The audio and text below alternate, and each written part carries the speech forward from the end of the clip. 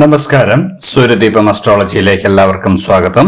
നമ്മളിന്ന് ഇവിടെ സംസാരിക്കുന്ന വിഷയം ചിത്തിര നക്ഷത്രത്തെ കുറിച്ചാണ്. ചിത്തിര നക്ഷത്രക്കാരുടെ 2026 വർഷം ജൂൺ 20 മുതൽ 30 വരെയുള്ള ജ്യോതിഷ ഫലങ്ങളാണ് നമ്മളിവിടെ പറയുന്നത്. ജ്യോതിഷ ഫലങ്ങളെക്കാൾ ഉപരി ഇവർക്ക് ഈ സമയത്ത് എന്തൊക്കെ കാര്യങ്ങൾ സംഭവിക്കാൻ പോകുന്നുവെന്നും ഇവര് എന്തൊക്കെ കാര്യങ്ങൾ ശ്രദ്ധിച്ചാൽ ഇവരുടെ ജീവിതം കൂടുതൽ സുഖപ്രദവും സന്തോഷകരവുമാകുന്നു എന്നുമാണ് നമ്മൾ പറയുന്നത്. ഇത് ചിത്തിര നക്ഷത്രക്കാരുടെ ഒരു പൊതുവായിട്ടുള്ള ഫലമാണ്. അതുകൊണ്ട് ഏതൊരു ചിത്തിര നക്ഷത്രക്കാർക്കും ഇത് സ്വീകരിക്കാവുന്ന ഫലമാണ്. ഫലത്തിലേക്ക് കടക്കുന്നതിന് മുമ്പ് നമ്മളുടെ ചാനൽ ഇതുവരെ സബ്സ്ക്രൈബ് ചെയ്തിട്ടില്ലെങ്കിൽ ഒന്ന് സബ്സ്ക്രൈബ് ചെയ്യുക. കൂടാതെ വീഡിയോകൾക്ക് ലൈക്ക് ചെയ്യാൻ മറക്കരുത്.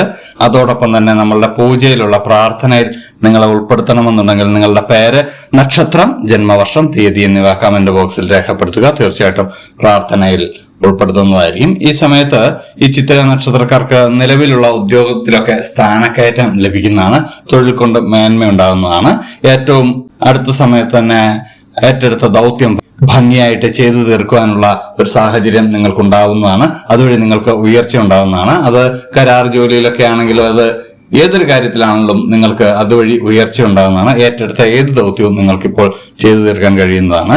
നിങ്ങൾ ഒരുപാട് കാലമായിട്ട് ആശിച്ചിരുന്ന സ്ഥലമാറ്റമൊക്കെ നിങ്ങൾക്ക് ലഭിക്കുന്നതാണ്. നിങ്ങൾ ഉദ്ദേശിച്ച സ്ഥലത്തേക്കൊക്കെ നിങ്ങൾക്ക് തൊഴിൽ സ്ഥലം മാറ്റം ലഭിക്കുന്നതാണ്. അതുപോലെ തന്നെ വിദേശത്തൊക്കെ തൊഴിൽ ആഗ്രഹിക്കുന്നവർക്ക് തൊഴിൽ സംബന്ധമായിട്ട് വിദേശത്തേക്കൊക്കെ പോകാൻ സാധിക്കുന്നതാണ്. നിങ്ങൾ സംഘടനയിലൊക്കെ പ്രവർത്തിക്കുന്നവരാണെങ്കിൽ സംഘടനയിലുള്ള വൈഭവമൊക്കെ നിങ്ങൾക്ക് പേരും പ്രശസ്തിയും ഒക്കെ കൊണ്ടുവന്ന് തരുന്നതാണ്. നിങ്ങളുടെ രാഷ്ട്രീയപരമായിട്ടുള്ള ജീവിതത്തിലെ രാഷ്ട്രീയപരമായിട്ടുള്ള ആഗ്രഹങ്ങളൊക്കെ നിങ്ങൾക്ക് സഫലമാകുന്നതാണ്. വിദ്യാർത്ഥികൾക്ക് വളരെ നല്ലൊരു സമയമായിട്ടാണ് കാണുന്നത്. വ്യാപാര വിപണന രംഗത്തൊക്കെ വളരെയധികം അവസരങ്ങൾ വന്നു ചേരുന്നതാണ്. തൊഴിൽ രംഗത്തൊക്കെ, ബിസിനസ് രംഗത്തൊക്കെ വളരെയധികം അവസരങ്ങൾ വന്നു ചേരുന്നതാണ്.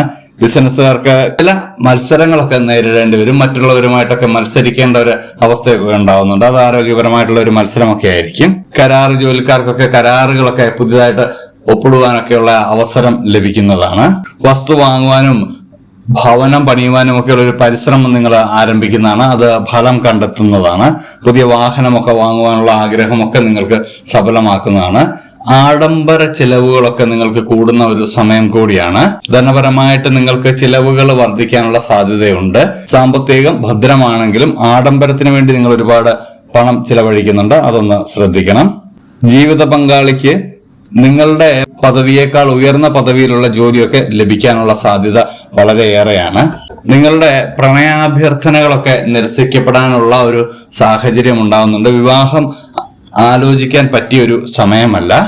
അതുപോലെ തന്നെ ഭാര്യാഭർത്തൃ ബന്ധത്തില് നിങ്ങൾ ഒന്ന് അനുരഞ്ജനപ്പെട്ടു പോയില്ലെങ്കിൽ ചില അസ്വാസ്ഥ്യങ്ങളൊക്കെ ഉണ്ടാവാനുള്ള സാധ്യതകളൊക്കെ കാണുന്നുണ്ട്. ചില പരാതികളും പരാധീനതകളും ഒക്കെ ആയിട്ട് അതൊരു മൂന്നാമത്തെ ഒരാളുടെ അടുത്തേക്ക് ചെല്ലാതിരിക്കുവാൻ ശ്രമിക്കുക. അത് വലിയ ഒരു അപകീർത്തിക്കും ഒരു അപകടത്തിനും ഒക്കെ സാധ്യത കാണുന്നുണ്ട്. ജീവിതത്തിലെ ചില താളപ്പിഴകളൊക്കെ ഉണ്ടാവാനുള്ള സാധ്യതയുണ്ട്. അത് നിങ്ങൾ തമ്മിൽ പറഞ്ഞു തീർക്കുക. നിങ്ങളുടെ ആരോഗ്യത്തിനൊക്കെ പൊതുവെ ഒരു മുന്നേറ്റമൊക്കെ കാണുന്നുണ്ടെങ്കിലും ചെറിയ ടെൻഷന്, ഉറക്കക്കുറവൊക്കെ ഉണ്ടാവുന്ന ഒരു സമയം കൂടിയാണ്. നിങ്ങൾ നിങ്ങളുടെ നേട്ടങ്ങൾക്കൊപ്പം തന്നെ നിങ്ങളുടെ പരിമിതികളും ബോധ്യപ്പെടേണ്ട ഒരു സമയമാണ്. എല്ലാം ഒറ്റയടിക്ക് നിങ്ങൾ ആഗ്രഹിക്കുന്ന ഒരു സാഹചര്യം ഉണ്ടാകുന്നുണ്ട്. അത് പാടില്ല. ഓരോന്നും ഘട്ടം ഘട്ടങ്ങളായിട്ട് നിങ്ങളെ തേടിയെത്തുന്നതാണ്. ആഡംബര ചെലവുകൾ കുറയ്ക്കുക എന്നുള്ളത് നമ്മൾ വീണ്ടും എടുത്തു പറയുകയാണ്.